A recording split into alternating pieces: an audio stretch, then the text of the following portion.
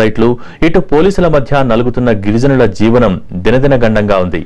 ప్రాణాలను అరచేతిలో పెట్టుకుని పొరుగు రాష్ట్రం నుంచి వలస వస్తున్నారు. దండకారణ్యంలో ఈ ఆదివాసీ గిరిజనుల కష్టాలపై స్పెషల్ స్టోరీ ఇప్పుడు.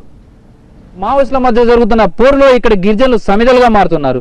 దీంతో వాళ్ళు బతుకు తెరువు కోసం ఆంధ్ర ప్రాంతానికి వలస వస్తున్నారు. ఈ నేపథ్యంలో దండకారణ్యంలో గుడారాలు ఏర్పాటు చేసుకున్న ఇక్కడ గిరిజనుల జీవన పరిస్థితి ఎలా ఉందో పరిశీలిద్దాం. ప్రస్తుతం మనం భద్రాచలానికి దాదాపు 150 కిలోమీటర్ల దూరంలో ఉన్నటువంటి చింతూరు దట్టమైన అటవీ ప్రాంతంలో ఉన్నాం. ఇక్కడ గిరిజనులు వలస వచ్చిన ఆదివాసీలు ఏ విధంగా వాళ్ళ జీవనాన్ని గడుపుతున్నారో పరిశీలిద్దాం. చిరుగాలి వీచినా చినుకుపడిన అడవి బిడ్డలు ఆనందంతో పరవశించిపోతారు.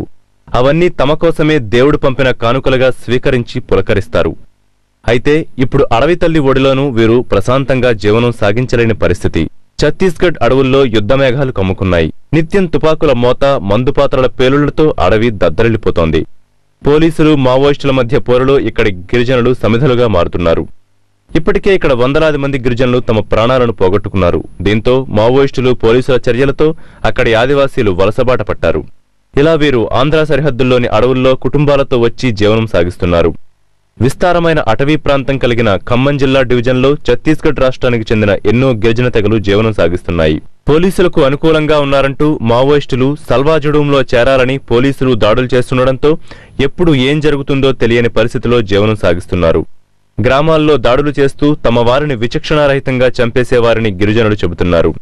సొంత ఊరును, నమ్ముకున్న భూమిని వదులుకుని ప్రాణాలు రక్షించుకోవడానికి ఇలా రాష్ట్రం దాటి వచ్చామని వారు చెబుతున్నారు. వేటాడడం, దొరికిన దుంపలో, ఆకులో, అలమలో తింటూ బతుకు ఈడుస్తున్నారు. కొండల్లో, కోనల్లో, మారుమూల దట్టమైన అటవీ ప్రాంతంలో నివసించే వారి జీవనశైలి కూడా ఎంతో భిన్నంగా ఉంటుంది. వీరెక్కువగా అటవీ ప్రాంతంలో మిగతా వారికి దూరంగా నివాసం ఏర్పరచుకుంటున్నారు. ఇప్ప పువ్వును సారా తయారీకే కాదు, వాటి కాయలను వండుకు తింటున్నారు. ఎద్దు కొమ్ములతో, వెదురుతో తయారు చేస్తున్న వాయిద్యాలతో వీరు సేద తీరుతారు.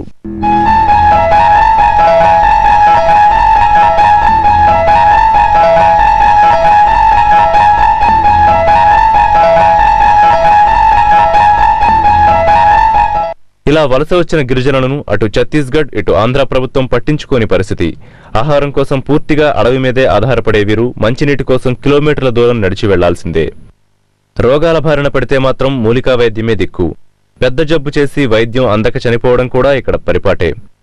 సొంత గ్రామంలో భయపడుతూ బతకలేకే ఇలా వలస వచ్చామని వారు ఆవేదన వ్యక్తం చేస్తున్నారు.